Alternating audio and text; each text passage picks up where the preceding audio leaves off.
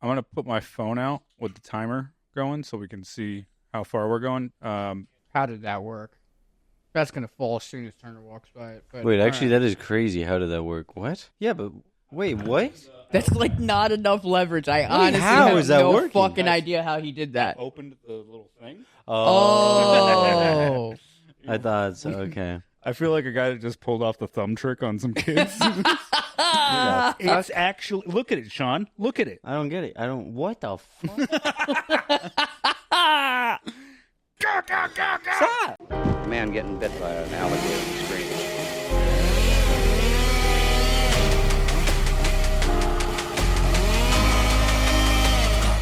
Swallow this.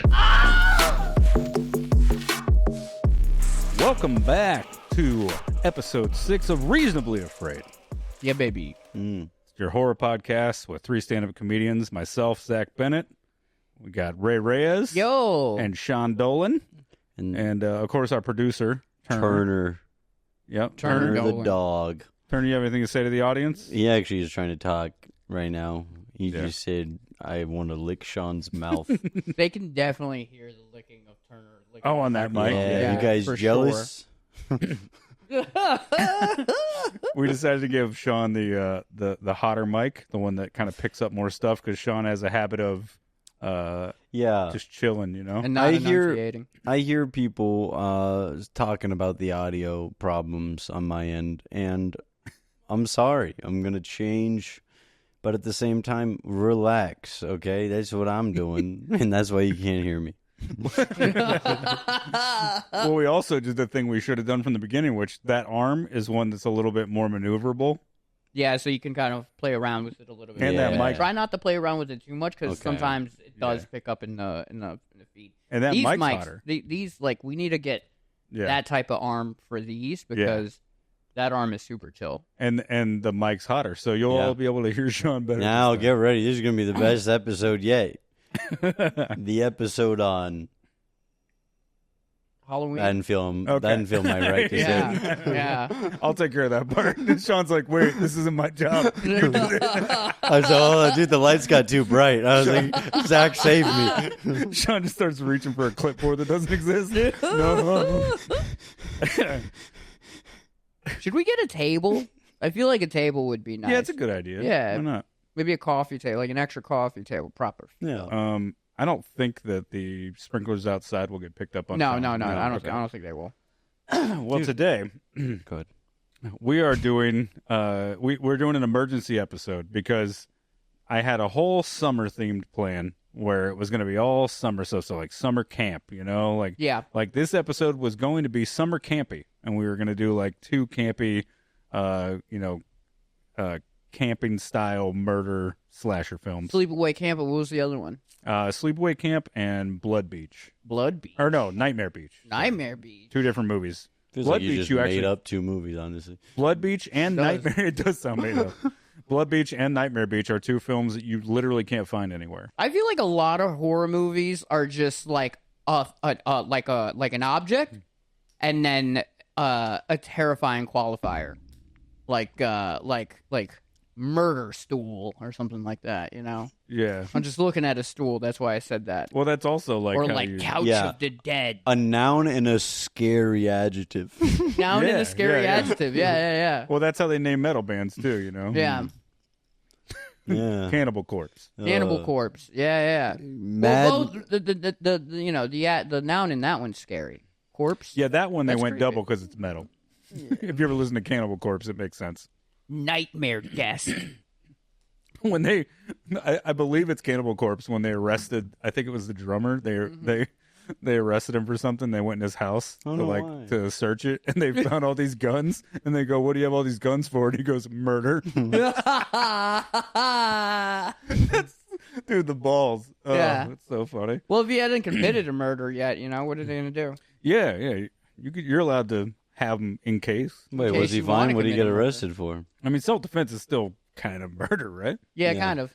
You can't bring Okay. this up. I have so many questions, but it's like, I don't know if I should spend time talking about Cannibal Corpse. Well, speaking of murder, we are talking about the beginning and the end of the slasher genre. Of course, it didn't officially end, and of course, No. there were movies like slashers before. Yeah. But the bookends of what are considered to be the quintessential slasher films. The very first one, 1978, Halloween, which Sean had never seen. Yeah. So we had to watch that because I felt like this was an emergency episode. I said, we can't keep doing this show without two of the most impactful films not being seen by two of the guests. I mean, the hosts. And Yeah. so we're doing Halloween from 1978 and we're doing Scream from 1996 because somehow Ray had lived his life. Never watched Scream. Never watched Scream. It was actually one of those movies when I was a kid that, like, I wanted to watch, but my mom was like, you're not watching this with us. And I was like, fuck. And then I saw Scary Movie after that, and I was just like, well, is there a point? I've already watched Scary Movie. Is there a point? I've already seen the parody. How good could the real thing be? I was like, doesn't get any better than this. Oh, what's this? Airplane? I don't need to watch Airport. Yeah. So, we are going to hop right into our first movie, which is Halloween, John Carpenter's masterpiece from 1978. My guy. My Favorite director. Yeah. John Carpenter, one of the masters of horror Yeah. in a literal sense, but there's also a series called Masters of Horror that you can watch. Now, I'll be honest with you. Not even close to as good as all of those directors' films. But that's because they gave them, pretty low budgets and shoot times, and they said, we're doing the Masters of Horror series. And they're like, great. And they're like, you have $12. Well, nice. Now go run amok, Wait, so what is it? It's like they give them like segments. Yeah, it was like I used to have them in the video store. I used to have the whole collection of them. And I kept them all together, and it was broken down by director. Oh, So, okay. I'm trying to remember. I haven't seen it forever. I think it's anthology style, where they'd have like several stories or like two short films that would like make a 90-minute feature type vibe. That makes sense. That's cool. But yeah, so a lot of fun, fun stuff. But yeah, no one has ever been like, what's the best horror movie? And then they like name a Masters of Horror. Wait, name one. I Great idea. just want what? Name a Master of Horror. Yeah. Yeah. Wes Craven. And what movie did he do for that? Exactly. Oh shit. Okay, because I didn't know any of Mine. them, and I was like, wait, should I? Yeah, you really got Sean with that one. Blew his I was fucking like, mind. Wait, dude. I'm not even supposed to know. So we're gonna start out with Halloween. Should we talk about budget and Rotten Tomatoes before we get into it, or should we save that for after synopsis? I think maybe synopsis might be the way to go. Sure. So obviously, like we have to say every episode, but shouldn't. Spoilers. Spoilers. Spoiler alert. If you haven't seen the two most classic films, which to be fair, you guys hadn't. I hadn't, yeah. But you did see Scary Movie, so you already knew a lot of what was going to Yeah. happen. Oh, yeah. If I could give a synopsis without spoiling it, I would, but Don't. I'm not capable of it. No, I just yeah. can't. Basically, let me get right into it. And Yeah, just hop say, right into it, dude. Yeah. Halloween. Hit him with the breakdown. We've all heard of Michael Myers, right? Yeah, great comedian. Guys, he's got the mask. He's got a Yeah. mechanic suit. But Donkey. not. Can you not? I'm sorry. That was a different movie. So Donkey doesn't make any appearances. I'm just talking about Michael Myers. Donkey. I know, To popular belief, it's a different Mike Michael Myers, yeah. Okay, all right, keep going. Basically, he's got a vest on and a gray sweater, and he's an ogre. No, that's not funny. He's but he starts the movie off as a child. Actually, you get to see Michael Myers growing up, and they make it clear within the first 30 seconds. He's up to no good because he murders his sister. Yeah. And which is, we don't know why, actually. I think he was just a crazy kid. He was a handful. He probably had ADHD or something. And they fast forward, and he spent 15 years or so in a psych ward, and then he escaped. And, you know, the doctors were all worried about this. You know, once they saw all the patients out in the field and during a thunderstorm, they were like, hey, when did they let them start wandering around? And that was a trained professional said that. So Michael was gone. He tricked the doctors and he was gone. And because he's a child, he was a child when he went in there. He went back to his childhood home, which was abandoned. Yeah. Yeah. And then from there, he just kind of posted up a little bit, just checking out. He was just staring out the window and shit. Yeah, scouting. And he saw one freaking mom and was there her little brother? Who was that boy with Jamie Lee Curtis? Oh, the kid she was babysitting. She was a neighborhood babysitter. kid. Yeah. Sorry, yes. So a babysitter and a child walk past the house, and he's like, all right, I guess it's the first people I saw, and now I gotta kill them.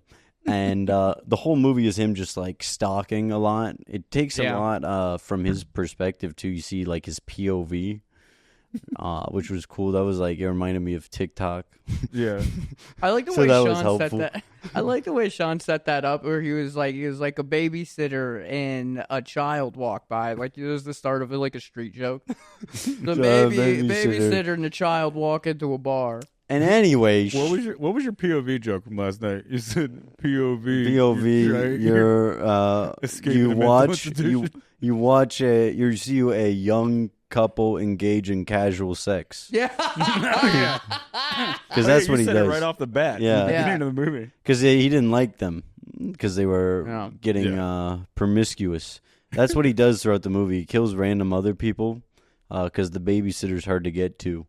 And eventually, he kills everyone but the babysitter. But she pokes him in the eye with a coat hanger. And he goes down, gets back up, gets shot 5 times by the doctor from the beginning. Yeah. Oh, yeah. By the way, this whole time, he's been just standing outside Michael Myers' house. He put in like a solid 8-hour standing session. And he just wasn't home the whole time. He also scared off those kids. He scared off the kids. That was the one event in 8 hours. He did not do a lot. I would have been bored. I would have gone on TikTok like the kids do. Yeah. But that wasn't around back then. So he just stood there without a mobile phone for 8 hours outside Michael Myers' house. That's crazy. Just raw dogging life, dude. And then I'm getting away from the synopsis. Basically, he gets shot by the doctor, falls down, dies. Wait a second. They cut back. He's gone. Yeah. He pulled a 50 Cent. Halloween. There's going to be more. He got shot 5 times. There you go, man. Yeah. Great job, Sean. Thanks. My favorite part was when you said he killed everybody, and then she stabbed him in the eye because she's the only one that lived. Mm-hmm. Well, everybody that was like a named character besides her, all the youngsters in it pretty much died, except for her and the child she was watching. Yeah. To be fair, if you were giving like a general synopsis of a movie and you went over every single kill, it would take forever. So that was a good call. I'm not going to do that. So, Sean, how'd you feel about seeing Halloween for the first time? You enjoyed it? It seemed like you enjoyed it. Yeah, I was locked in. It's a good movie. It was good. Yeah. It definitely, you know what? It locked me in. What was your favorite part? But I was going to hate on it first. Can I do that? Can I get the bad first and just say? You can start with the thing you didn't like. I just want to say that there was some times that really got a little, it got a little cheesy or and hard to believe in the decision making. I know that's almost part of the charm, but it did seem like sometimes even the resourceful main character babysitter that was like the last to live. I was like, why are you just screaming in the closet? Why did you do it? She was like making so much noise in the closet. I'm like, some of the decision making there, I'm like, it just annoys me. So the cool thing about Sean being on the podcast is we get to teach Sean about the horror genre. So all you horror fans get to enjoy watching someone also the first time someone learned the term final girl. Yeah. So final girl is what you would call that. And Jamie Lee Curtis was actually the first final girl. I mean, there's other movies where the girl lives or whatever. Yeah. But the trope of the final girl was created from Halloween. Yeah. So when I heard that, I said, wow. Wow. I remember thinking, I didn't know that. So some of the stuff you didn't like was the yeah, because I knew it from Freaky Friday. yeah. So, but yeah, basically just some of the, and I feel like that's a common thing with a lot of slashers is the whole like the decision making on the people that die and stuff. Yeah, but and, I feel like we see that in like retrospect. It's like if you're in the moment, it's not the same. And it's like I do think a lot of the times people react like that, dude. Dude, Michael Myers would not want to come at me. Bro, I don't know. When I was a scare actor, like You would flex on Michael Myers? I think I would. No. I would run efficiently. Like I would escape him for sure. Oh, I wasn't gonna fight him. That sounded. Oh yeah. You just feel like you'd get away. Oh, I was so cocky about it though too. I was like, no, listen, if Michael Myers ran into me, he wouldn't catch me. I don't know. Composed is not a word I would use to describe you. But I will be determined to leave. Determined. Okay. That's. Right. I mean, yeah. I mean, some people can handle it better than others for sure. When I was a scare actor, like, and I was like, the killer, like I had fucking knife and all that, and like, the part of the game where they meet me, they walk into a room alone. Yeah. And so, like, most of the time I would hide, and they would go to, like, open the door. They'd find the key to go to open the door to bring their friends inside. But it's just me and them in the room. And as soon as they'd spot me, they'd freak out. 99% of the time, they dropped a key. Really? Yeah. 99% of the time, they dropped a key. It was, like, rare that someone was able to open the door and bring their friends in. Now, here's a real question. I'm part of the 1%. Yeah. I'm part of the 1%. Now, here's the real question, though. Is that a natural human instinct, or is that such a ubiquitous thing in horror movies that now people are trained for it? Ooh, that could be too. Like it's like a social thing. Yeah. Societal thing. Yeah. Due to social pressures, I'm dropping my keys more often. The way society works, I don't want to look like a freaking outsider. Yeah. So, Sean, what was your favorite part of Halloween? What do you really enjoy about it? I guess just weirdly enough, okay, first thing that came to mind was the camera work. I thought it was so cool when, especially like the POV shots and stuff like that. Yeah, because nobody was really doing that back then. There's only a few movies that done it, and even now it was created in a way that like it was cool. Like even just seeing like the same, like I was familiarized with the neighborhood, like the same shot of like them coming out from the house from the back, like from the left side of it, from the backyard. It was like, I don't know, it just felt like I can fall. Yeah. Created such a space. Yeah. That's what I was saying. Yeah. And so, yeah. Well, I was going to say a fun fact about the Halloween POV thing. A few other movies had done stuff like that before, but the movie that like all the horror aficionados really say that Halloween took a lot from, and it's some of it's unfair, but some of it is dead on, and it's Black Christmas, which was from like I think 5 years earlier, and it's sorority girls in a house and a guy like a stalker killer, like harassing them and all that. And they there's a POV in there. Oh, really? It's holiday themed. There's like a list of things where people go like Halloween like ripped off. And was it big? Yeah, I mean, kind of. What was that? Was it big? No, it's known to be that now. Get that mic to your face. That made me sound like such a dad. You're right. I'm sorry. Get that much. No, but like, it is kind of unfair though. Everybody's like, "Oh, they stole all the stuff from Black Christmas." Meanwhile, like an entire like 18 years straight, everybody stole everything from Halloween. Yeah.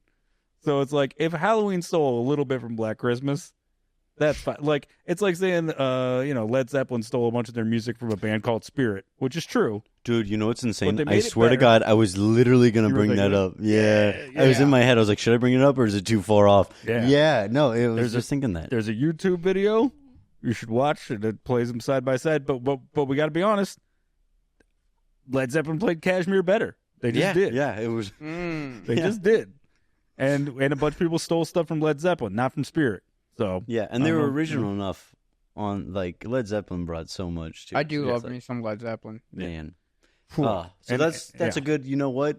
Good analogy. Halloween is the Led Zeppelin of horror. Yeah. And Black Christmas is the spirit of. I didn't bring it up because I couldn't. Black Christmas. You said it was about a sorority, right? Yeah. Was that after or before Ted Bundy? before. Because he had that. Oh, okay. I believe before. What year was Ted Bundy? I don't remember. Okay, well, because there was that situation at the end where the one he got caught on, or the second time he got caught, was the sorority house in Florida. Yeah, I believe that's after because Black Christmas is 73. I'm pretty sure. It was like what they said in Scream. It's horror movies don't make killers; they make killers more creative. Yeah. Wow. All right, so we're gonna break down one more thing I like. Oh yeah, go ahead.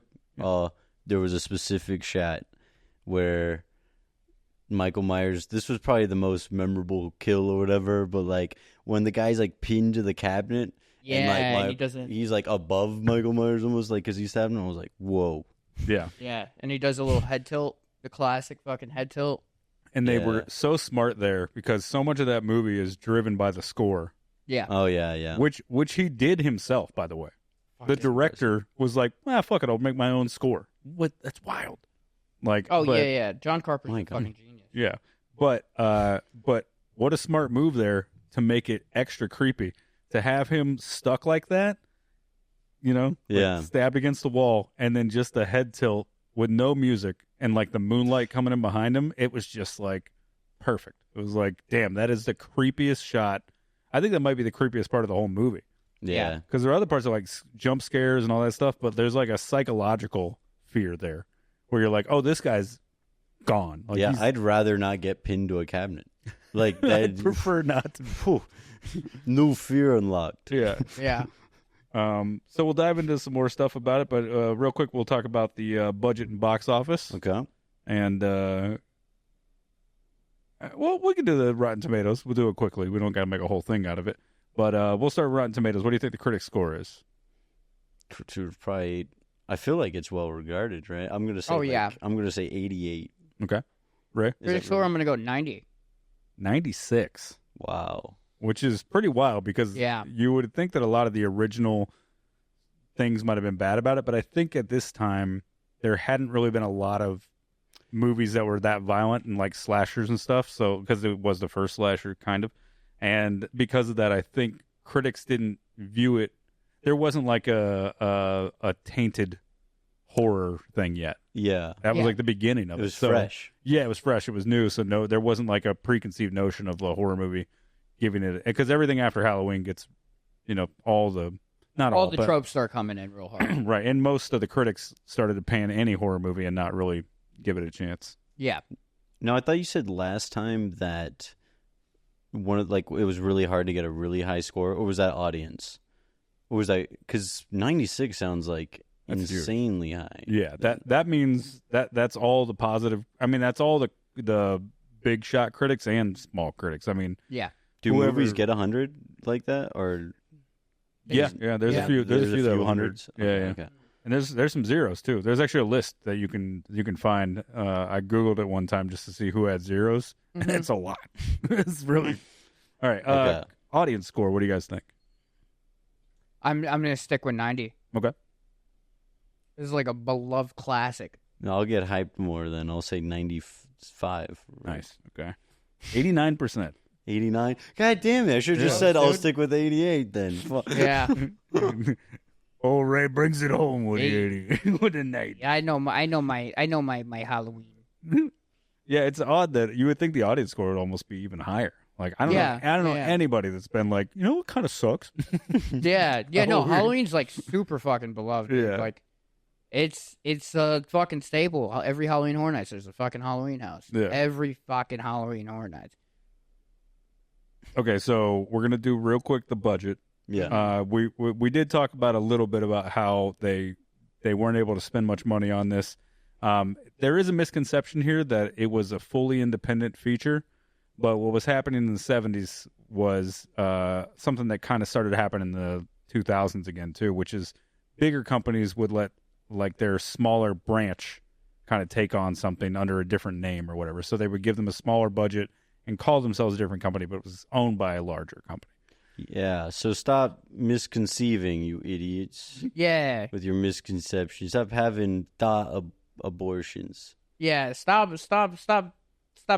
having unprotected thoughts. Yeah, bring those thoughts to fruition. Did I get it? Yeah. Yeah, kind of. Yeah. I think I was having trouble with it too. Okay. No, I All just felt. I just like it came to me. I was like, "Is that what Yeah, you were the only one who could go down that rabbit hole. God to be honest. damn, I couldn't even follow it. I saw the light. I said, "Guys, I have to. Dude, he's been leave." snapping in and out all night. I feel He's like I still just. recovering from that dab the other night. He was so high he could barely watch movies. That was a lot. So, Sean, how much do you think they spent on the original Halloween? Given all that you've said, I'm gonna say like 1.8 million. Okay. I know it was low, but I want to say like 3 million. 3 million? Okay, you said 1.8? $325,000. Holy shit! Shit, it's so low. That's was by so far the low. least we've heard on this. Yeah. It was so low that John Carpenter only got paid $10,000 to direct the movie because he was just trying to put himself on the map. They were like, we can't pay you much, but you'll get to slap your name on the credits and, have creative control. Jesus, he couldn't even buy a 2017 Honda Fit with that money. No, not at all. Not at all. $10,000 would not even fucking touch a Honda Fit. It would not. The full Honda They'd Fit. laugh him out of the freaking Yeah. building. Where did you get Honda Fit? I don't want to brag, but I do drive a 2017 blue Honda Fit. Yeah, way to dox yourself on the road, dude. Go ahead and shout me out. If you got a 2017 blue Honda Fit too, stop by, say hi. Stop by. You know what's funny is, like, now that I think of it, like, that's not even doxing yourself. They're everywhere. Yeah, watch out. So we know this became a beloved classic. Yeah. And obviously it's been able to go into theaters. It gets re-releases and everything over the years, and then of course every Halloween a lot of theaters show it, so it gets a little extra from that too. Yeah. Oh, yeah, so it's constantly going through having, like, Do they update that? Well, royalties. sometimes they do that, and sometimes they don't add it because a lot of times what's happening there is that it's not considered part of its theatrical release, so a lot of times they don't add that, and what's happening is somebody will pay like whatever studio. You can usually say, hey, I want to show this at this time at this location. Will you allow me to? And the studio will have you sign a release, and then you pay them $300 to show the film. I mean, it depends on the movie. They range, but usually it's around $250 to $300. You can show most movies if they're not like newer. You can show a lot of movies and then do it for events. And then sometimes they have like special releases for charities and stuff like that to like show a film. Yeah. So is all that? Where should we consider to? I would say for try this to box consider. office? I would say try to consider. Here's your considerations for this. Try to consider the fact that it's most likely involved in that first year box office. Okay. But back in the day, I'm there. Back in the day, VHS was like just invented and not a part of common households, and VCRs used to cost like $300. Oh my god! Like I think the first VCR was like $800 or something. Crazy. Like In what year? yeah, 1978. So Jesus. they were not in every That's more household. expensive than a PS5. Dude, if you own a VCR, And my PS5 could do so much more. you were Yeah. were a legend. Yeah, dude. Yeah, before everybody had VCRs and VHS tapes were like affordable and you could rent them and stuff. Like the only way to see a movie again was you had to go find a place Yeah. that was showing it. And Oh this is my like God. late 70s, early 80s, right? Late 70s, yeah. Yeah. 78. People were doing coke off those VCRs. Oh, for sure. Yeah. Oh, yeah. Oh, If what you- a time! like, You check had this- Coke era. money. Yeah. If you had a VCR, you had Coke money. Yeah, They're like, hey, man, I just bought a yeah, for sure. They're I just, just would have seen me do coke off my new VCR. they go, what's What does that? it do? I don't know, but it's I love doing coke off of it. They go, what's that? A 35 millimeter What do you mean he's film never reel, watched you his fucking VCR? dinosaur, and then he rolls it up and does a line with it. Yeah, he has no idea what it does. He's just like, no, it was $800, and they said it's the next best thing in movies. What is that? The reel of Gone with the Wind? Give me that. Okay, so how much money do you think it made box office? Let's go. All right, it's 38 million. 50 million. $70 million, dude. Off of a $325,000 investment. That's Jesus so Christ. much money, dude. Well, and that's why you see so many Halloween replicas after that movie. Right. Though. Oh, It's yeah. like it like drove horror because everybody was shooting for that low budget, high Right. turnout. yeah. Hmm. So we got about 15 minutes where we can kind of go down some of the fun facts and also just general thoughts that we have about it. So I'll just start naming some fun facts, and if you guys want to jump in with whatever you want to talk about with the movie, we can totally do that. I don't know the right way to say this, but we got to bring up the cross-eyed death scene in the remember the girl gets, when he chokes the first babysitter he kills, the brunette one. Yeah, he chokes The her. Ohegao face. she had googly eyes. Yeah, The anime Ohegao face. Like, she looked like she's been sliding down with a piece. Go ahead and roll that clip. I think if we ever put it in a reel, we might have to do it. But yeah, dude, This is like what? 40, Look at those things. What? well, like imagine. 50 years before Bella Delphine. Like, yeah, just imagine getting choked out, but it's like this. But Bella Delphine, she's yeah, the one that... she's the one that she's the one who like kind of started that trend of the Ohegao face, and then she sold her bathwater. Oh, that's right. Okay, I knew now it. she's Yeah, just like yeah. a kind of a straight up porn star. Wow. Good for her. Yeah. All right, fun facts from Halloween. John Carpenter wrote and directed this movie and also did the score. He only made $5,000. We or $10,000. We already got that, but he did co-write it with his girlfriend at the time, which is pretty interesting. What are you laughing about? No, sorry. It's just funny that No, go ahead. earlier he's talking about... It's like first one after the breakup. Oh, Jesus Yeah, Christ. John... Why did you remind me? Let me just say, John Carpenter, though, he wrote this with his love, with his girlfriend. Well, don't worry, they didn't Fun. stay together. Yeah. Oh, hey, there we I go. mean, which is why I never wrote a movie with my ex. So Just remember, everything's temporary. everything's temporary. He's like, we were actually in the middle of a script ourselves. I don't know who's getting the rights to it now. Well, her name was Deborah Hill. She's the co-writer of the script. She did a lot of work on the film. She even played Michael Myers in some of the shots where he's like really far away because they just needed somebody. Like, it cannot be stressed enough how little money they had to make this movie. Like, sometimes they just didn't have anybody that could like be in the costume. Yeah. So if it was like far enough away, they're like, she's tall enough. We can pull this Yeah, off. And they yeah. just put her, yeah. And it's the ones where it's like really dark. The conservative outrage that leads to. Yeah. You're trying to make Michael Myers woke by making her a woman? Like, all right, relax, dude. But guess what the name of her hometown from her childhood was? Pasadena. Michael Myers. Pasadena. They shot most of Halloween in Pasadena. That's Haddonfield. Oh, yeah. There you go. Which was the name of the town it took place in, right? Yeah. Yeah. And then also just to throw in some more of how John Carpenter loves to bring his ex's family members into scripts or current girlfriends. Laurie Strode is the name of a woman he dated. Oh, yeah, dude. He was just like, oh, yeah. He was like, guess who's getting terrorized? And then Yeah. if she gets mad, he can be like, well, she lives in the end. Fucking relax. Yeah. He's like, right, what you know. Yeah, right. I feel that, though. How many times I've gotten into arguments with exes over jokes that I just would not stop doing on stage about them. Wait, you think his please current stop. girlfriend though got mad? Was like, why is she in the script? Why is she named Oh, it? absolutely. And she was like, she's like, she's got to die. I think Deborah Hill wrote it in. I think Oh, she really? named her. Oh. I think she was like he was like, what should we call the girl? He's like, how about, and she's like, how about that bitch? How about that bitch Lori? You still talk to Lori, John? Yeah. No. Put her in the movie. No, put her in the movie. Which 'cause she one thought was she was Lori? gonna die. Lori was which one? She's doing the put her in the movie, John. And he's just like, I feel like this is a trap. Yeah. Oh, Which one was she though? who? Lori. Lori Yeah. was the Lori. Was the main character. Yeah. What? Oh, so she didn't even die. She didn't die. yeah. She Oh, didn't die. Lori was the main character. So Jamie Lee Curtis plays That's the what main I know her character. by. Mm-hmm. And her name is Laurie Strode.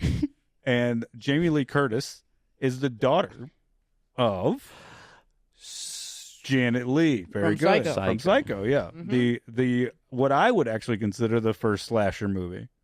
If you really think about it, I Kind mean, of, yeah. it's the first A little bit. psychological thriller. It's the first slasher. We have a fun episode where we did Psycho versus Psycho, the Yeah. 1960 Do you feel versus like there's a 1998. distinct difference between like a slasher and just a serial killer? Because like there's serial killers, yes, right? But like I almost feel like Yeah, because like would you call the Dahmer show like a slasher? Like no. Well, here's what a Right? slasher is. It's where someone is kind of just. There doesn't really need to be like all these like in Psycho. Norman Mhm. Bates is like it's like he's psycho, right? Yeah. But it like there's like the thing with his mom and all this different stuff. Slasher would be more like there's a killer that's like inexplicably just going and murdering They're people. just evil. Yeah. And then Yeah. they'll give him a motive around the end of the movie where they Yeah. like kind of say what it is. But a slasher typically is one where it's like even when you hear the motive, you're like, it doesn't really check out. But that was fun to watch, you know? Yeah. Because like Yeah. American Psycho, I wouldn't call American Psycho a slasher. No, No. that's for sure a psychological thriller. Yeah. But yeah, Psycho, just the Psycho- scene with the shower feels like it a little bit. Yeah. A little bit of a like slasher, yeah. Yeah. I take it back. It wasn't the first slasher, but it definitely influenced first slasher because John Carpenter was obsessed with Psycho. No, but I Uh, appreciate yeah. you going there. Thanks. Yeah, no, but and also like making that distinct difference, like because like Yeah. they are labeled differently, and like we should talk about why they are. I feel like I gained knowledge on that. Yeah, it kind of makes Mhm. you understand a little bit more. The slashers. Yeah. John Carpenter actually named a bunch of characters in that. And if you listen to the character names in Halloween, they're the names of people Whoa. in Psycho. Whoa. Right. Like Dr. Whoa. Loomis, you know. Oh my. Now, if my ex-girlfriend slashed my tires, does that make her a slasher or a psycho? I was really going to help you and say, does it make her a slasher or Puerto Rican?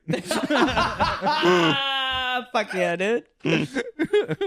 Which Only Zach can say which that. is Yeah. which is racist because white girls have slashed tires too. They do it a Yeah. lot. That one bitch has a song about it. What's her name? Carrie Underwood.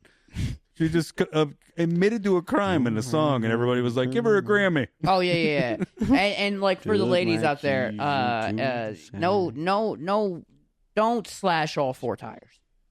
It's dumb. Yeah, because then insurance will cover it. Turn my name into his leather seats. I took a. Okay. All right.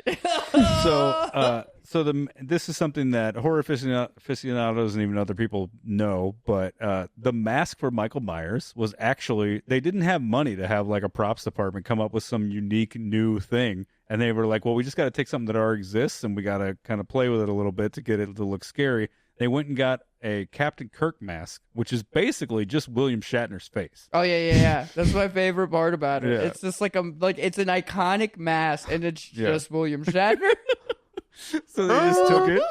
They Wait, took it. You didn't know that? You didn't know no. that? So I didn't want to ask during the watch, and Okay. then I forgot to. But I literally was like, "So were these masks? Where do they come from? Yeah, like, yeah, what yeah. are the Michael Myers It's and then the just a Scream one painted too? When we white get to William that. I Shatner. got the Scream one, yeah. That Well, is yeah, so- hilarious. Yeah. See, yeah, somebody went out. They just went to a Halloween store, to a store with like Halloween masks and decorations and stuff, and they were like trying to find like one that would work, and they found a William Shatner mask, and they grabbed it, and then they cut the eye holes a little bigger. They painted the face white, and they just like ruffled up his hair. They gave him the Donald Trump hair. He's got that little swoosh going. You know what? It works though. It does. It works. It does. God, I like love. It's such a look. It's such a look. Look at that guy. Yeah, That's Michael Myers. That's yeah. Right. Right. Oh. yeah. Over here. Is this your new roll of clip? Yeah. It's like it's flying all over. Michael, wait, Michael. I just put it on. Okay, so yeah, I think for me, it like obviously painting it white makes it extra scary because if it's skin colored, it just wouldn't be scary. Yeah, and yeah, also yeah. it would just look like a dude wearing Yeah. a dude's face kind of thing, Which that's just Leatherface. right? But less scary because it's not stitched together. But cutting the eye holes bigger really did the trick. I think. Yeah. That really made it. That, Well, because you that can't drove it really home. see his eyes like behind the mask, and Yeah. so like just the black holes, just Yeah. kind of just make it empty and just cold.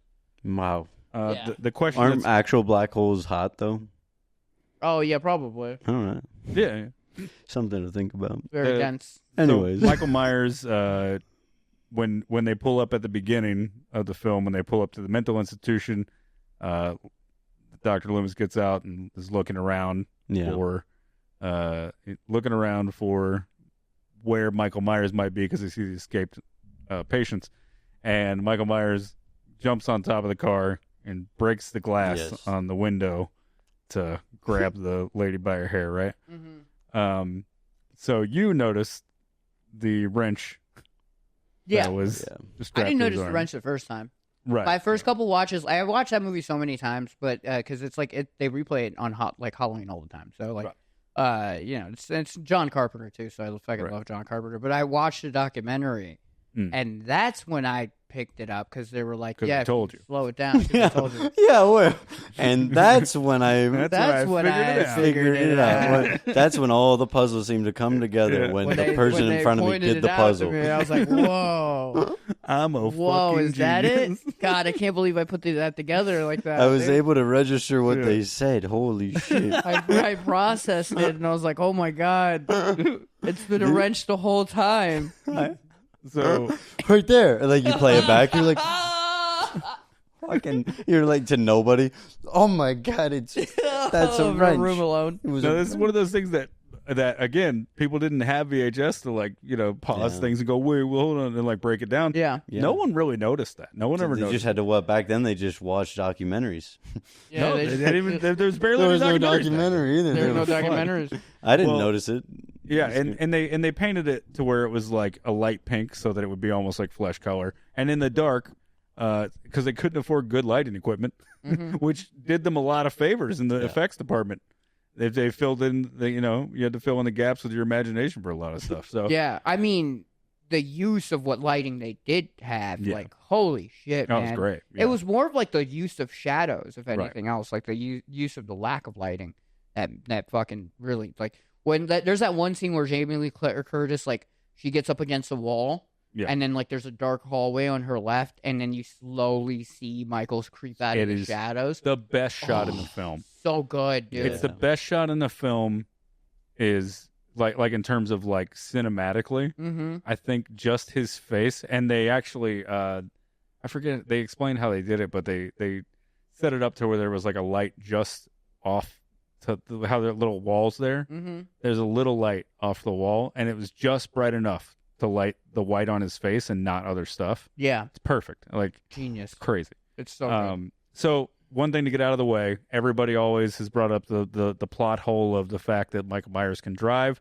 There was a novelization done of Halloween after the film came out, because a lot of times if there isn't already a book of something, they go, oh, we can make a little extra money by selling the rights off, or using the rights we own of this IP to write a novelized version of it. Yeah. A lot of times it's a novel first and they make a movie. Sometimes they go the other way. And that allows them to explain plot holes, right? Yeah, yeah. So in the movie, Dr. Loomis, he goes, well, he couldn't get the other guy that he's arguing, the other doctor he's arguing with, goes, how could he drive down there? He can't even drive. And he goes, he seemed to be doing pretty good last night. And he goes, well, how did he learn that? And he goes, what does he say? I don't know. Maybe one of the orderlies taught him how to drive. Yeah, he's like, maybe somebody taught him. In the book, they actually say that Michael learned to drive by all the back and forth from the trips that he had to take from institution to institution, and like being like having to travel around.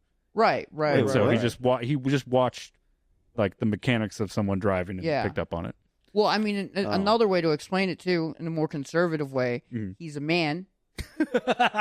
So he instantly knows how to drive. He already knows how to drive. Yeah, of course. Yeah.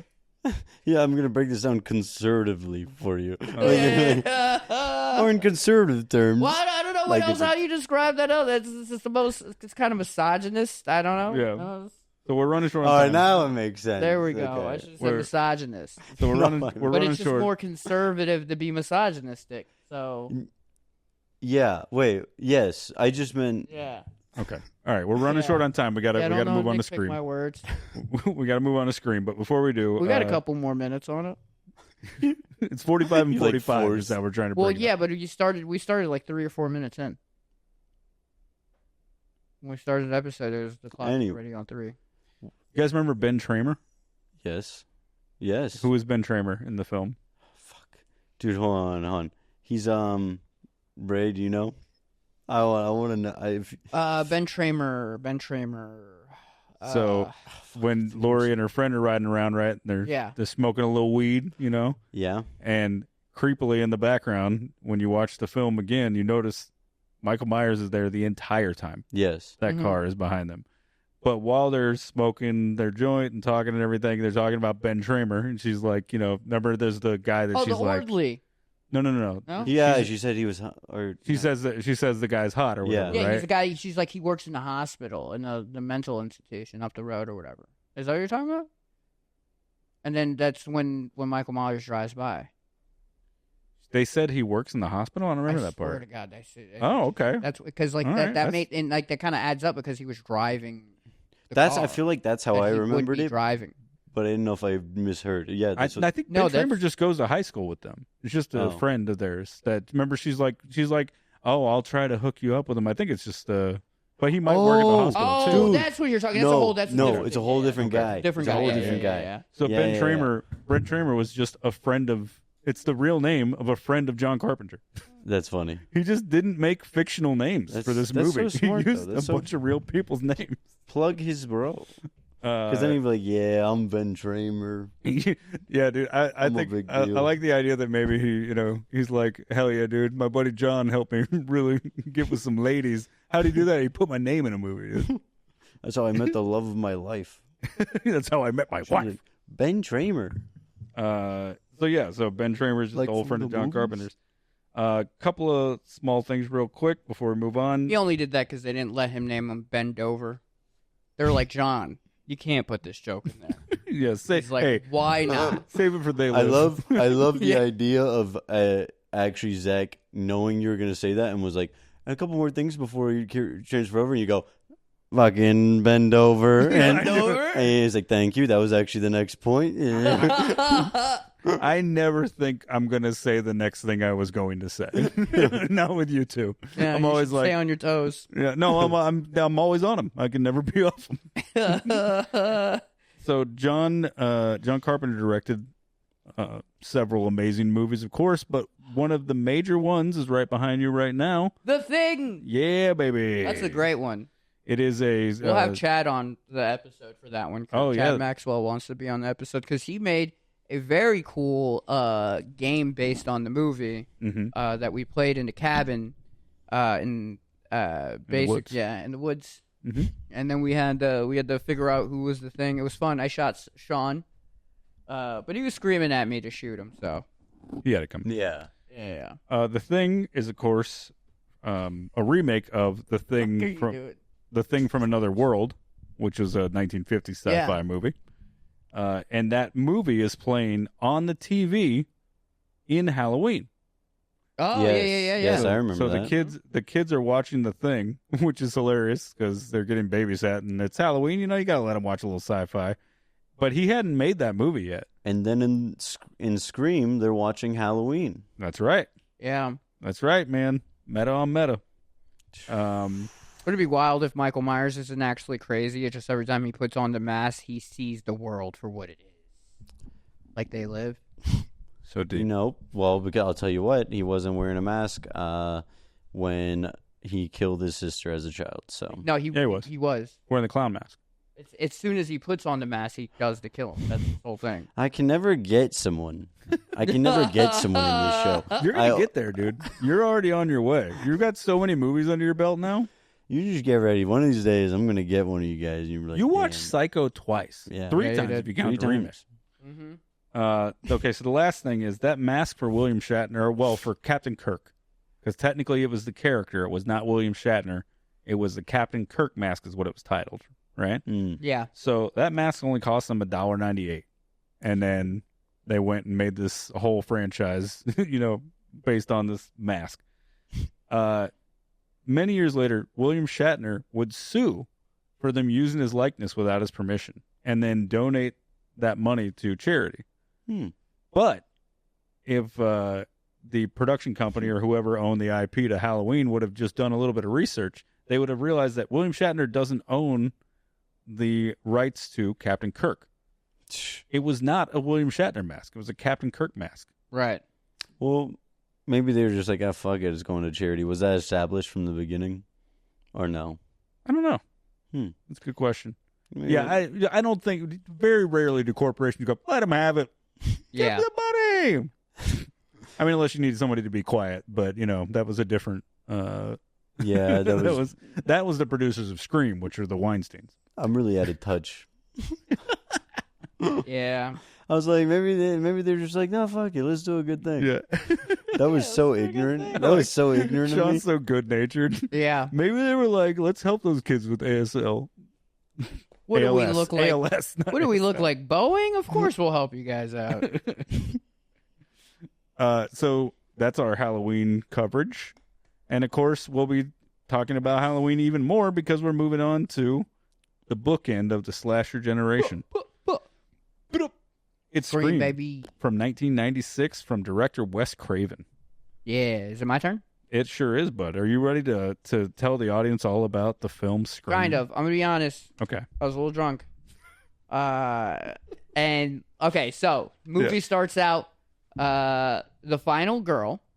I feel like this movie has two final girls, don't they? Yeah, kind of. Because Courtney Cox, like, she, Technically, yeah. She technically was because she's part of the rest of the series. She's got more of a final woman vibe, Yeah. She's a grown-ass woman. She's a grown woman. So Final Girl lost her mother before the movie at some point. I don't remember if they say how she died. Did they say how she died? Raped and murdered. There we go. Movie opens on a girl making popcorn, getting ready to watch a scary movie, and the iconic phone call happens where the killer calls her and goes, do you like scary movies? And Hello, Sydney.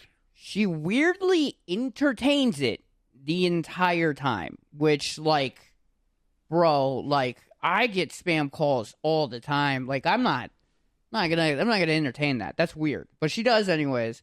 And then it just escalates and escalates. Then she's like, my boyfriend's coming home. You leave. He's gonna beat your ass. And, like, basically that was it. That was the whole thing. And I remember that part specifically because in Scary Movie, she was like, and my boyfriend's black, which was the joke. And then turns out, boom, he tied her boyfriend up, stabbed him, killed him right in front of her, and then she starts running, takes off on the lawn. Huh? Sorry. No, I was doing ad-libs. Oh, yeah, takes off on the lawn. He chases her down, stabs her, and then you got about, like, I don't know, like 90 minutes of a movie of all, like, meta references about horror. Everyone's trying to figure out who the killer is. People are dropping dead left and right. The main character's, like, pretty much being terrorized the entire time, trying to figure it out. There's a camera crew. There's this really dumb fucking cop, dude, that is just, like, useless the entire time. The most useless cop. He's more worried about, like, getting laid with Courtney Cox than he is about catching the murderer. It's fucking ridiculous. Then there's a scene in her house, the main character's house, the final girl's house, Sydney's house, where she gets chased. But then her boyfriend shows up. But, like, they were never on screen, the killer and her boyfriend at the same time. So she kind of, like, assumed it was him. He got arrested? No. Yeah, after they let him go, though, he comes back to school. They let him go. He goes back to school. Come on, baby. You know I ain't trying to kill you, girl. And yeah. He was like, I'm just trying to put that smoothness down. Yes, and but he was tries white. but it turned out he was the killer, and then Shaggy was also the killer too, which is wild. Such a funny way to give the reveal. What? He wasn't the killer, but then he was. And then it turned out Shaggy was the killer. And you thought that it was Jamie Kennedy because his character was obsessed with horror movies because he worked at the horror store. Yeah. And Jamie Kennedy in this film was basically Zach. And so he was obsessed with horror movies. Yeah. And, like, he got so into the movie where they had this big party. Cop showed up because he knew that, the killer was going to stalk the kids at the party. Also, why are these kids throwing parties? Murders are happening. But they did it anyways because, crazy kids. Crazy kids. And then, of course, the killer shows up.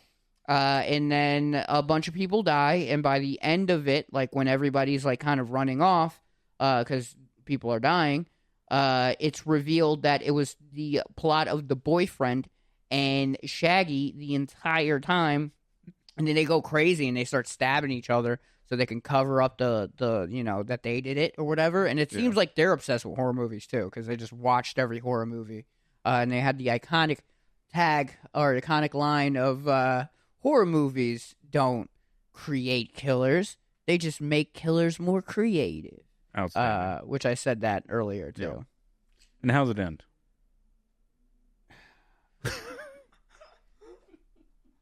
Didn't someone just how does it end?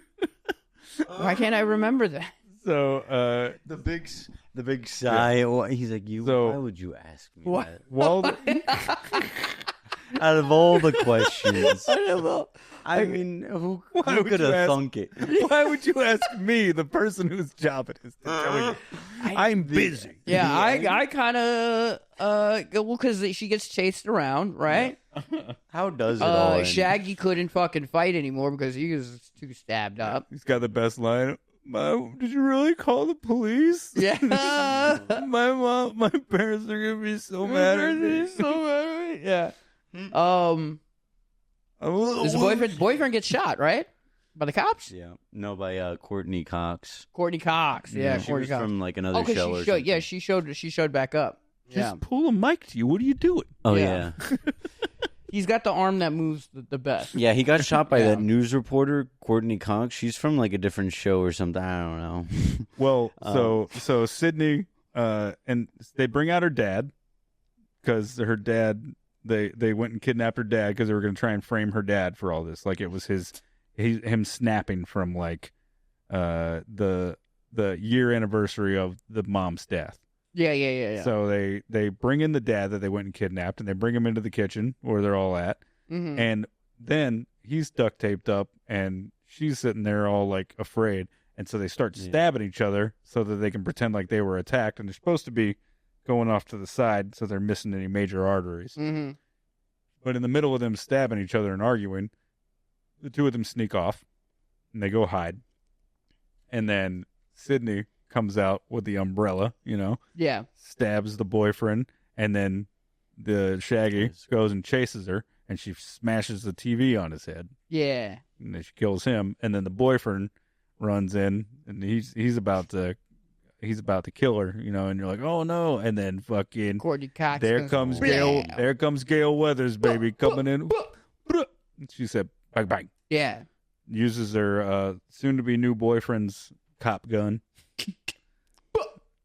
And then, of course, the most iconic part, Jamie Kennedy comes over. He's shot, and he comes over and he goes, this is the part where the killer comes back for one last Oh yeah, scare. yeah, for one last, and he does, and then Sydney shoots him. and then just fucking no remorse, just like she was waiting for it.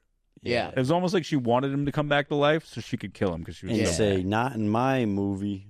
Yeah. Oh yeah, look at you with the tagline.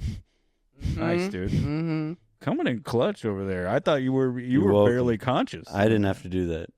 Oh, I was keyed in. I was ready for that line. Yeah. You were waiting that whole Yeah. synopsis. I'm gonna be honest. It's gonna be really hard not to make Friends jokes. You can make friends jokes. No, All he right, can't. fine. He's not allowed to. course he's Why am allowed. I not allowed to? It's a cultural reference. It's a cultural reference. No, I don't know. Honestly, I just wanted to draw a line in the sand. Yeah. I thought it'd be fun, but now I'm like, dude, You're just over there yeah, making choices, huh? The But bad guy wakes Yeah. up and he's like, "We were on a break," and then it's just, Huh. come on, baby. You know it's not me. Okay, so Rotten Tomatoes scores. I'm gonna watch Friends. It's not. It's a little more not bad. horrific. Yeah. yeah, it's not. It's actually not that bad. There's some good funny moments. Yeah, it's fine. It's Yeah. it's a typical '90s sitcom. Honestly, it's like. Yeah. Well, but man, I want to see that 9/11 episode so bad. That's so crazy that they made that. Yeah, that might be also. We should make sure that's real. I don't know if that's real. Yeah. I heard there's a 9/11 episode that they never aired of Friends. Well, I know there's a 9/11 script of Seinfeld. Right, but someone wrote. that's a That was joke. like a, spec yeah, zero. that was but But it's this so was- good though. But But that's this different. was Seinfeld But ended it's before different. 9/11, so that's Yeah. a joke. But Yeah. but Friends was on until 2004. Yeah, but So yeah. so they it would be weird to have a show that takes place in New York and then not address 9/11. I watched the Friends documentary, and they talk. I don't remember them ever saying they did an episode, but I do remember them talking about like they didn't film that day or something. Yeah. I think there's scripts that there was like scripts that they had all kind of like taken a shot at trying to go like, how do we address it? And everybody went, let's just not. Yeah. I don't think they shot it, but I think people tried to write an episode around it. Not the fucking place to like Friends. Yeah. No, you're out of your mind, dude. Figure out how to put a laugh track to 9/11. Yeah. Fucking wild. Yeah, let's talk about 9/11 and then bring in Phoebe to do Smelly Cat. That's what the people want. You remember Sean Began's joke? 9/11, rough day. We just bring up different tragedies and go, ooh, rough day. Okay, so let's do Rotten Tomatoes scores, critics score. What do you think? What do you think, guys? Go whenever you feel like it. Rotten Tomatoes critic score. Scream is pretty beloved. I would say I'm gonna say 92. Okay, Sean. I'll go. I honestly, I said this last time, but I'm feeling 88. I'm feeling 88. Okay. Critic score 81%. Ooh, closer. 81%. Okay. Fuck the critics. Some people feel like part of that has to do with the fact that they released the film 5 days before Christmas so that it wouldn't have any other horror competition. However, mostly families go to see movies around that time. So it probably took a hit on its box office sales. Yeah. But then it stayed in theaters just long enough for word of mouth to get around because it was 96. Yeah. And then everybody went like, oh, have you seen this crazy movie? And then everybody started going out to see it. So just in time before they would have pulled it from box office in January, all of a sudden everybody started to pick up steam, and then it took off, and then it stayed in even longer. Clutch. So some of the critics early on gave it bad reviews because, like, what's it doing here right now? A bunch of dickheads.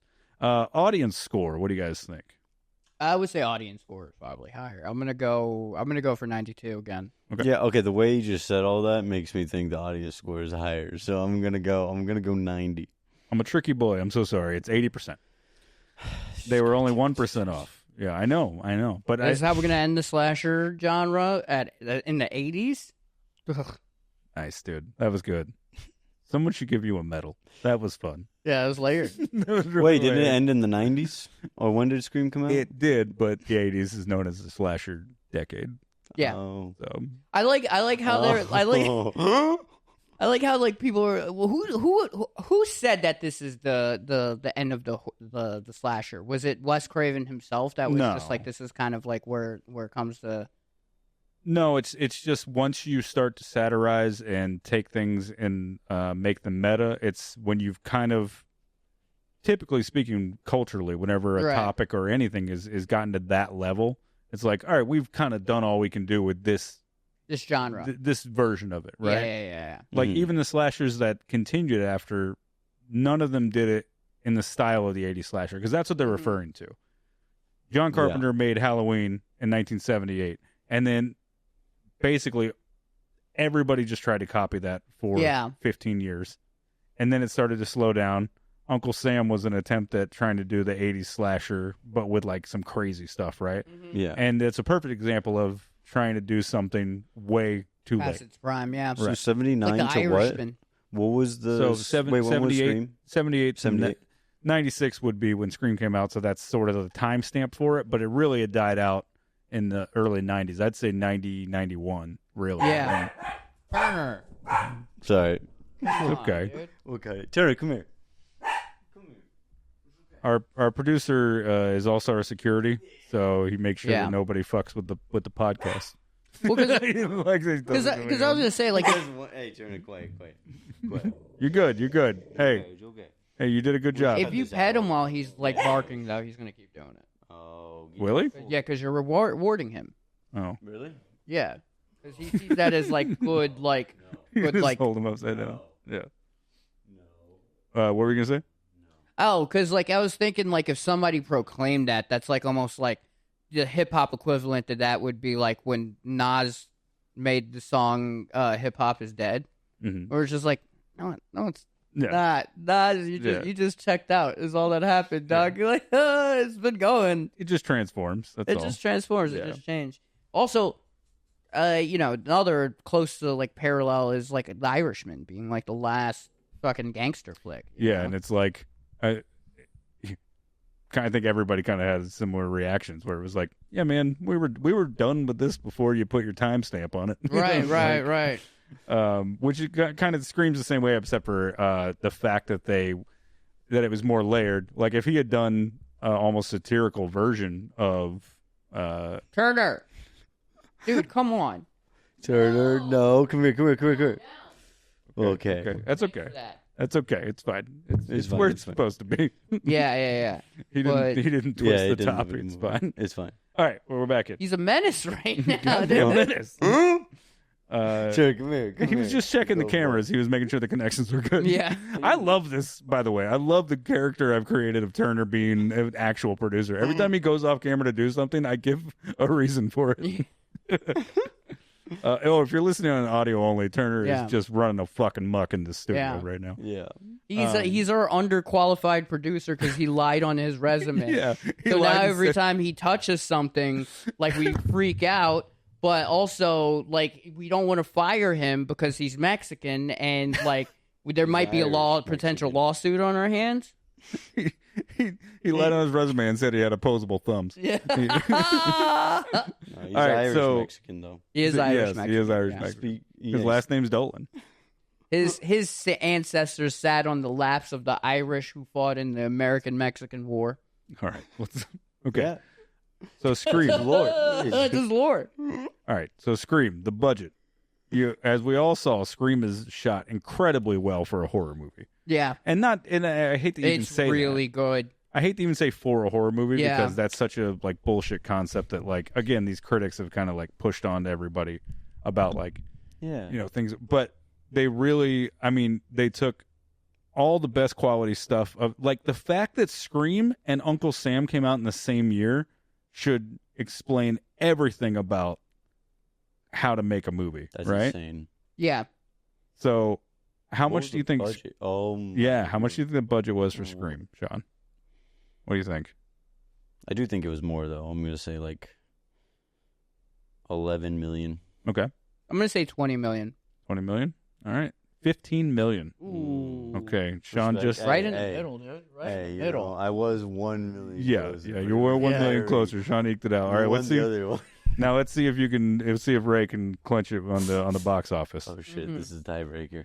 Okay, Box office. Let's go ahead. Say 90 million. okay, Sean. No, I don't think it's. Wait, actually, it was pretty.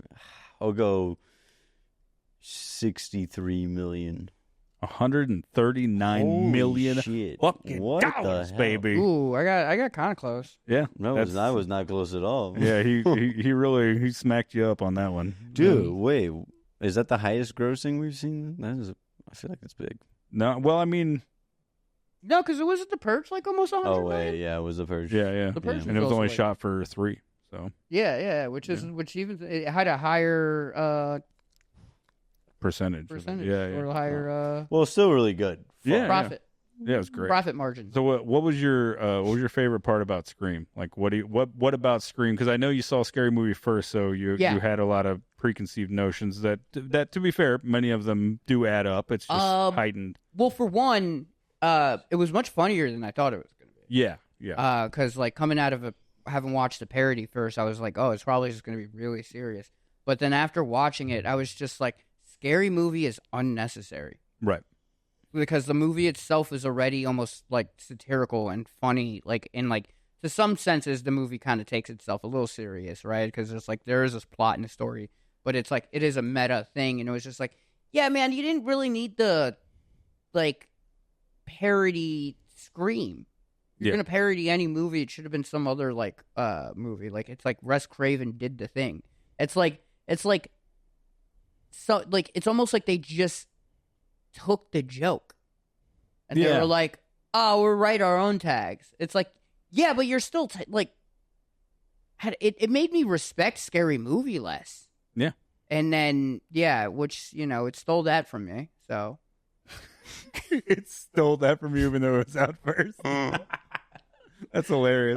But Well, but here's the thing. The point you're making is so accurate because it's like you could have made a scary because they made a spoof movie in the early '90s. It was called "Don't Drink Your Juice in the Hood" or "Don't Be a Menace." Don't be a menace to society while drinking your juice in the hood. So funny. That's such a good movie. Everybody just calls it "Don't Be a Menace." But but it's like as if "Don't Be a Menace" was a parody of Friday.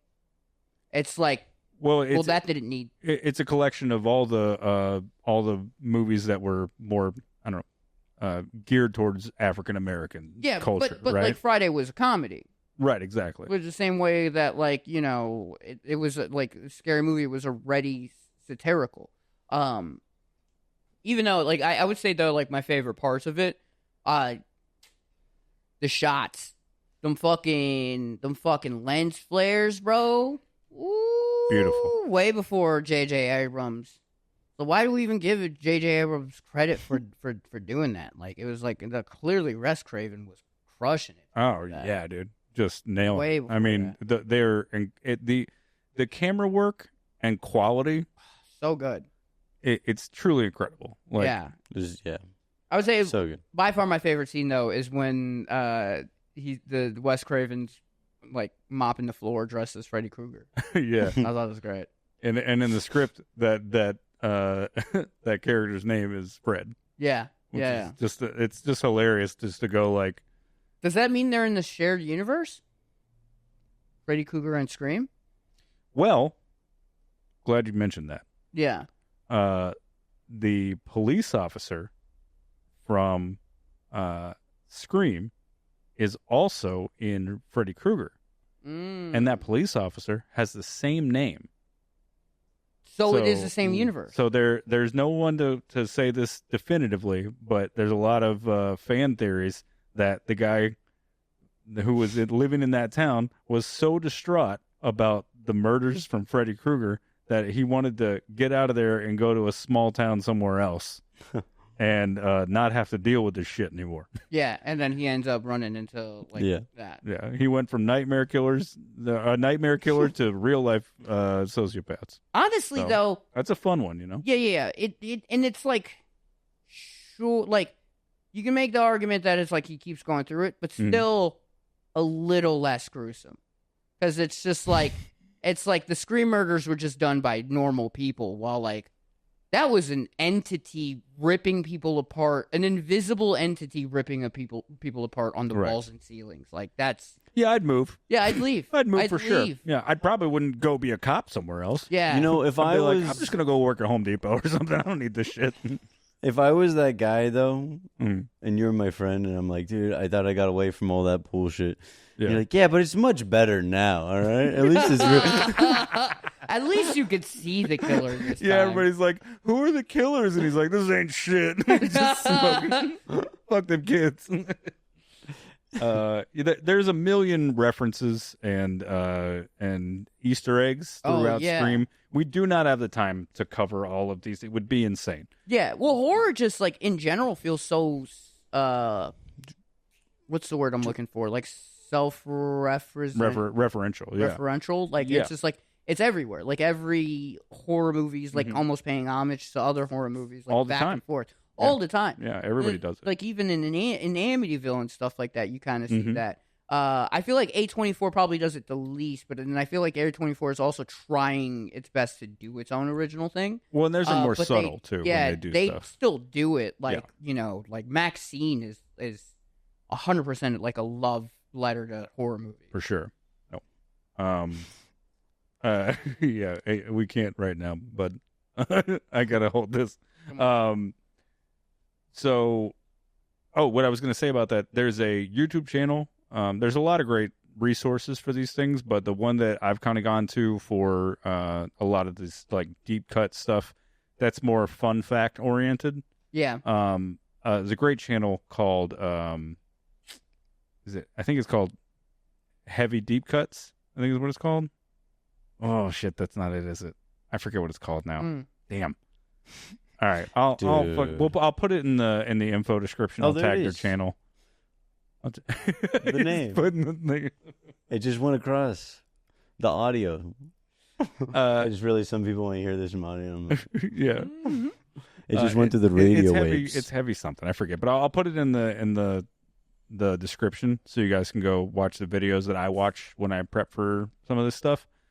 They do a fantastic job, and they actually shout out all their resources. So the internet all kind of comes together to create. It's sort of like the horror movie thing, right? They all kind of refer to each other. Yeah. These YouTube channels all kind of come together, and also our friend Stormy was in the one that I watched about Halloween because she had like a whole sketch where Michael Myers chases her while she runs in heels. Oh yeah. So we have a friend who's actually one of her TikToks is actually in the video I watched about Halloween. It was pretty cool. That'd be tough.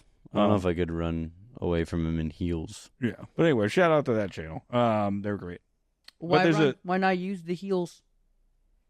Stab them with it. Ooh, yeah, that's a good idea. That's probably And then they do that in what is that? From Dusk Till Dawn does it, I think, don't they? They stab with a stiletto. Maybe. I mean, I've seen stiletto stabbings a lot. Suspiria, I think, does a stiletto stabbing. Maybe. Yeah, there's a stiletto stabbing in Maxine too. Sick, hell yeah. Mm-hmm. Okay, so fun facts. Of course, Drew Barrymore was the biggest star in this movie, besides Neve Campbell, who was hot off of Party of Five, and it was Sydney. Sydney Yes. is Neve Campbell. It was everybody was kind of excited to see what she was going to do coming out of TV into film because that mattered back then. Wait, was she the Craft girl? No, No, the main character. Yeah, she was in The Craft, I believe. she was right? in the Craft, Wait, right? Wait. No, sorry. I didn't even the character Sorry, in no. the crafts. I was like, oh. No. That's a different girl, different That's not white even a girl, character. same disposition. Yeah. Oh, just like similar type of white girl. Yeah, like yeah, dark yeah. hair, blue eye white girl. Yeah. Man, I hope I'm right about all this. Oof. People are going Honestly, to eat me if alive you're in the wrong, comments who with that. cares? I don't give a shit. Whatever. Comment all you want. 'Cause Yeah. more people will see the thing. Deal with the hate. Yeah. You tell got me, it. Tell me I'm wrong even if I'm right. Yeah. Whatever you need to And do. if Put you it feel on that the- strongly about it, bro, we'll follow you out and we'll go throw hands. Just threatening people on the internet. Yeah. Fuck yeah, dude. You talking shit about Zach being wrong? I'll fucking kick your ass. There was a horror director that did that. Yeah, that which like, is dope. Yeah, that like flew like people would like criticize him online, and he was also like a trained MMA Talking fighter. about you bowl. If you direct yeah, ever. yeah. Who they made a petition in 2007 Yeah. to get him to stop directing movies. They did like a MoveOn.org type thing. Well, They're honestly, like yeah, It's no, so like the funny. shit he was a putting out was lot pretty of bad fucking movies. questionable. Yeah, like, yeah. I would Ultraviolet. I Violet. would argue that maybe some of those movies might have to do with some of the hyper Yeah. shootings and all the violence Oh. because like there was a series in which like the entire series was just like glorifying a shooter. All right, we don't have time. Yeah. Moving on. Yeah. Okay, so But that's fun so facts. It's Fun, insane. fun facts. Yes. In Drew Barrymore's scene, they kill off Drew Barrymore early on, which of course they did a similar thing. That's a little nod to Psycho. Take the biggest star of the movie and actually kill him off. Which nobody would have done back in the day. Game of Thrones. But Drew Barrymore, nobody knew that Psycho was going to be. Nobody knew that Scream was going to be this kind of movie, right? It wasn't marketed that way. It was, hey, here's a horror movie. It wasn't like, hey, it's the slasher to end slashers and it's a satire. That wasn't the case. Mm-hmm. So, for everyone who went to go see Scream in 1996 in theaters, including myself, you went to go see that movie. And Drew Barrymore, who was a big star then, because she had been a star since she was a kid. She'd been in a bunch of movies, since she was like 5. Yeah. She'd been a movie star. So you see Drew Barrymore on screen, and then you immediately your mind goes, "Oh, this movie, the lead character is Drew Barrymore," and so Yeah. there's no part of you that thinks she's gonna die, at least not then. You know what I mean? Like you're like, oh, because it's the opening of the film. So they really, that curveball fucked everybody up so hard. Like, it's hard to emphasize, like, how much of a twist that was for that time. But the fun fact about Drew Barrymore in that part of the movie, you remember how she's got the phone and she's trying to call the police? She's trying to call 911 in the movie and everything, Yeah. and she's, like, scared. She got the little handheld. Someone forgot to disconnect the phone line. So the phone line was active. And she was calling 911 over and over again Holy and screaming. shit, dude. And she didn't know because she was acting. because she's like, Oh, like, and but so she can't hear? So she couldn't hear anybody on it because she's just screaming into the phone while she's like doing the scene. They called 911 several times, and then the police had to come out. Oh, But they're like, this is a Hollywood set. What the fuck is happening? And then somebody had to be like, we're so sorry. And I'm sure they didn't say they had to pay any fines, but I'm fairly certain if you have multiple 911 calls, they're gonna make you pay some money. So that's fun. All right, okay, there we go. An actor who was off screen the entire time played the voice of Ghostface. So it actually wasn't just that voice changer. Mm-hmm. The guy's voice was kind of similar to what you heard, with the effect. that was a good voice. But there was a guy off screen, and then Wes Craven made it to where the actors never met that guy. Mm-hmm. So every time they actually would hear it for the dialogue, it was actually that guy talking to them. Mm-hmm. And they never saw him until after the movie. Why? Just to fuck them up, keep them scared. Isn't that fun? Did it work? Yeah. Yeah, I mean, they look pretty scared to me, I thought. It seemed like it worked, man. He did have that like smoker robot vibe, though. Yeah. Hello, Sydney. Hello, Sydney. Don't you hang up, puppy. I'll cut you like a fish. I was like, oh my God, all right, I'm never smoked. Scary movies, Sydney. You thought, that's what you were going for? Yeah. The mask was from a company called Fun World, which is fun. There was a bunch of them created. Sure is. Sure is. Which is fun. The person who made that mask kind of based it on a combination of what they pictured like the ghosts to be in like those old like Disney ghost movies, like the 30s. Oh yeah, I can see that. And then they combined that with the screaming face from Pink Floyd's The Wall, which has that like long stretched out scream. And then they went. That's how they got the inspiration to make that mask. Yeah, which that's is kind cool. of a. So that was original, like from. Yeah, it they wasn't made it just for... a William Shatner mask. Yeah, that's so cool. And it was such a small company that they were like, yeah, you guys can use our shit, whatever, and they just loaned it out. They did have to make some alterations to the costume, though, because the original costume, the way the costume was sold, was there was the mask and then there was a white cloak. But because they had done all these alterations to it, they said it looked a little bit like Klan members chasing kids around and murdering them. As they do. It's a different movie. Yeah. I mean, lucky for them. Yeah. It's a different movie. It doesn't hit as hard with some of the jokes and the meta-ness. I'm like, yeah. Were there any black people in Scream?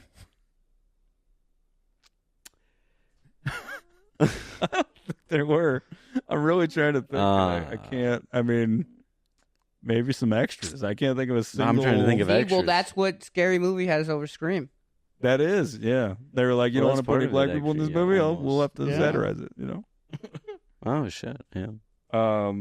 Let's see. Bob Weinstein. Take that back. Now I respect Scary Movie again. All right. Well, here's a guy you can disrespect. The Weinstein brothers, who helped put that movie out because it was through Dimension. Oh. Bob Weinstein was kind of the head guy for the production of this in terms of like the producers that would come down to make sure everything was going smoothly. They insisted for some reason that Henry Winkler's character get killed in the movie because they felt like there weren't enough deaths happening. Like the slow build was too slow. They were like, you start out strong and then it's just like nobody gets killed for a while. You need more of a body count, which is kind of backwards from what producers usually do where they try and get you to tone stuff down. But he was like, yeah, it doesn't have to be gory. We don't need to do that, but you need to kill somebody else off. So Bob Weinstein was like insistent that they kill Henry Winkler in the film. How did Harry feel about that? I'd love to get his perspective on it. How did Harry feel? There's a couple of the Fonz references. Harry? Oh, Henry. Yeah. He's just... Oh, I thought for some reason I like thought you were trying to say Harvey. How did Harvey feel about that? And I was like, who fucking cares? And I'm just smiling. How does Harvey feel about it? You're like, what is wrong with you? What the fuck? Like, what the fuck? There's a couple of so he plays the principal in the film, but there's a couple of references to him being the Fonz, of course. And so they do the part where he like checks his hair and he kind of does the thing just like the Fonz does, where he goes, "Hey." Yeah. And then when he goes into the little closet there to to put the scream mask away or whatever. I forget what it was that he finds. I think maybe it's the whole gown. Mm-hmm. He goes to put something away in there, and when he opens the closet, you can see the Fawn's jacket in there, which they brought in just to. That's the kind of pull Wes Craven had. He's like, "Hey, can you bring the Fawn's jacket in here?" Why? I just think it'd be cool to like hide it. Yeah, it's kind of wild.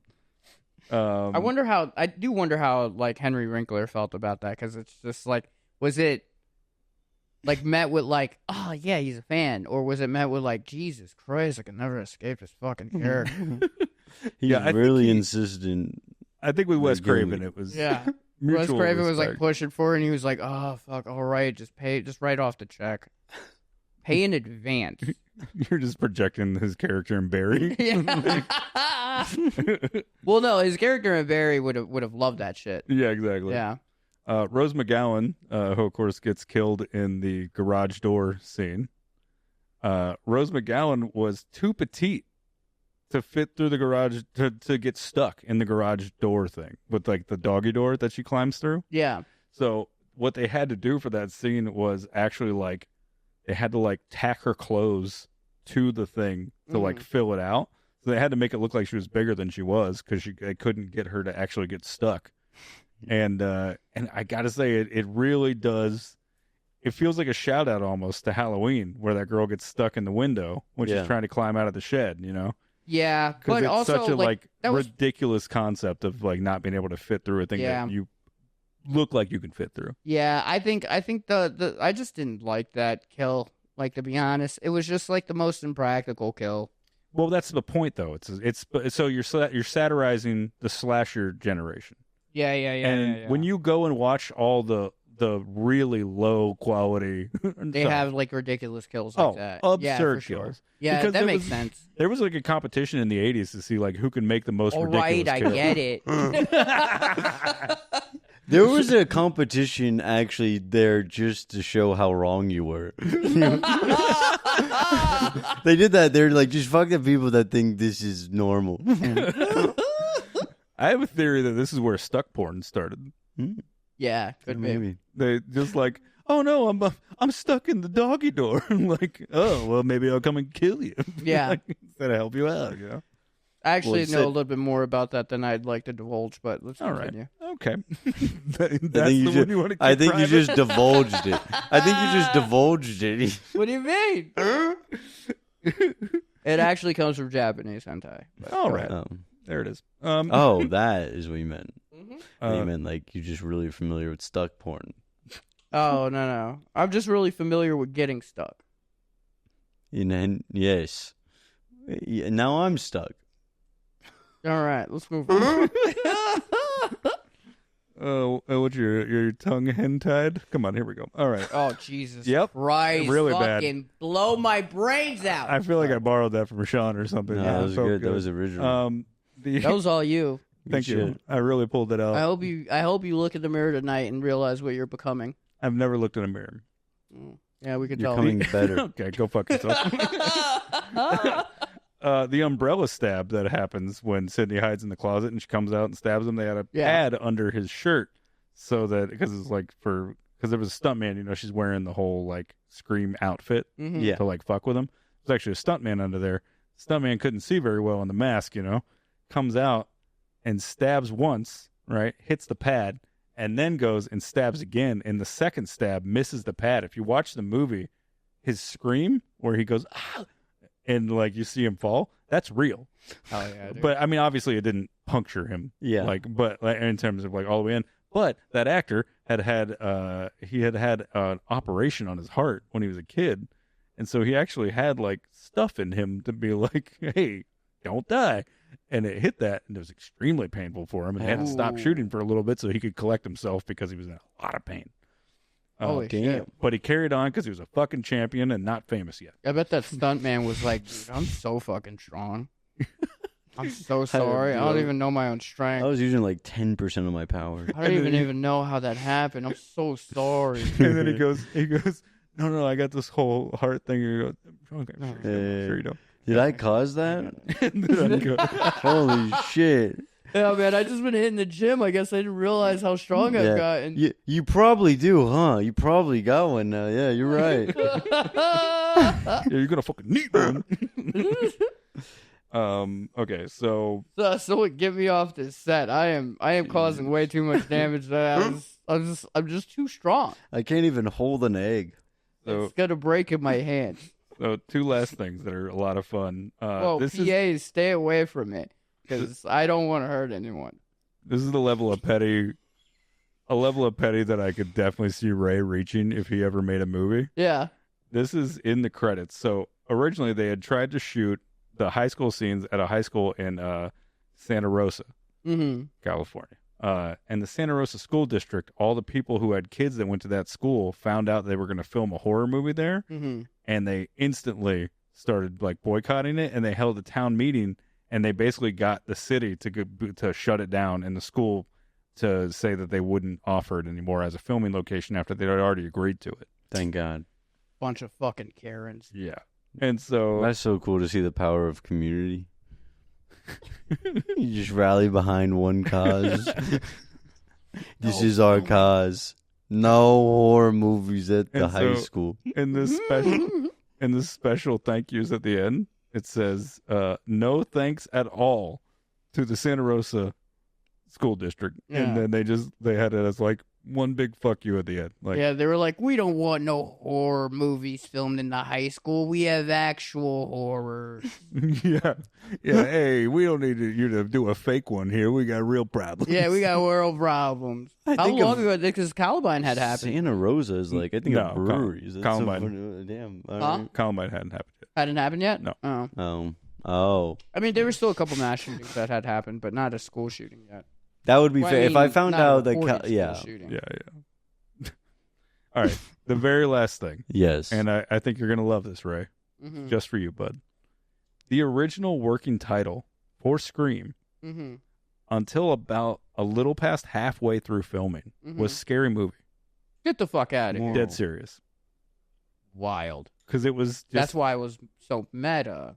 Like, it was part placeholder because they hadn't decided on an actual name yet, so they were just calling it like a generic name, and partly because it was like, hey, we're satirizing a Scary Movie. Yeah.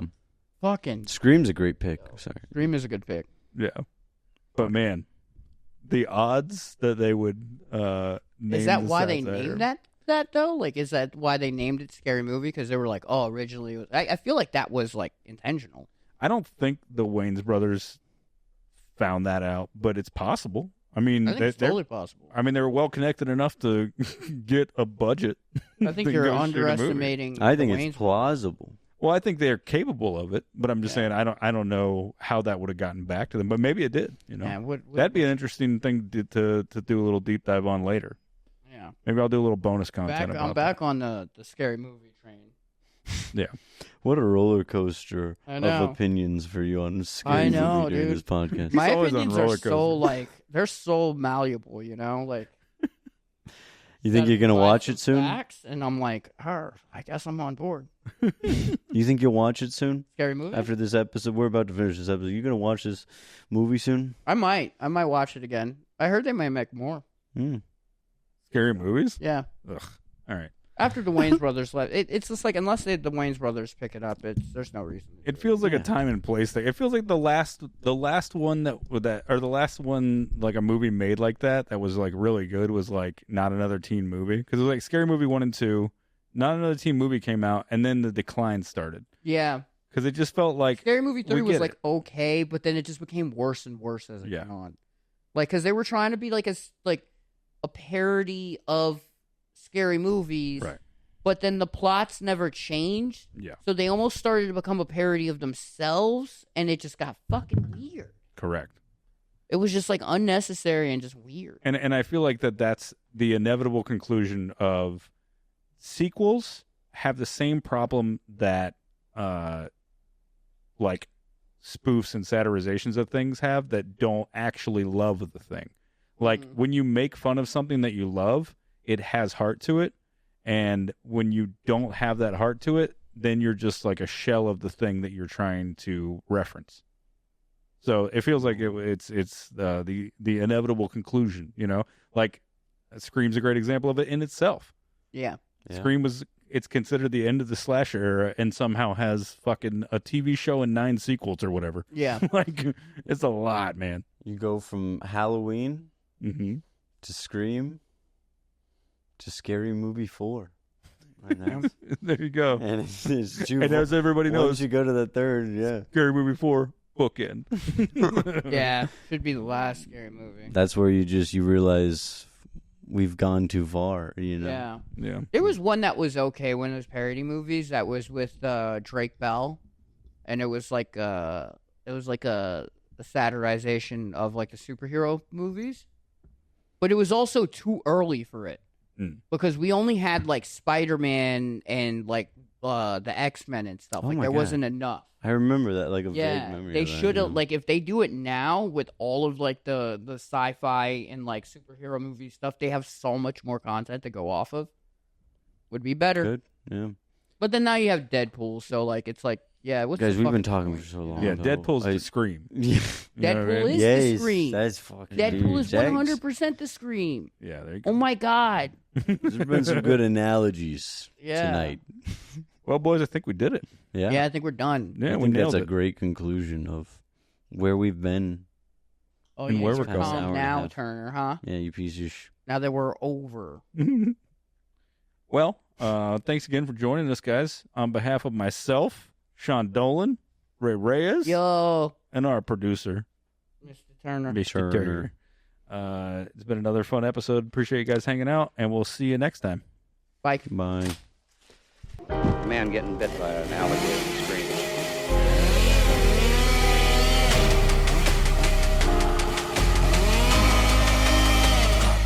Swallow this.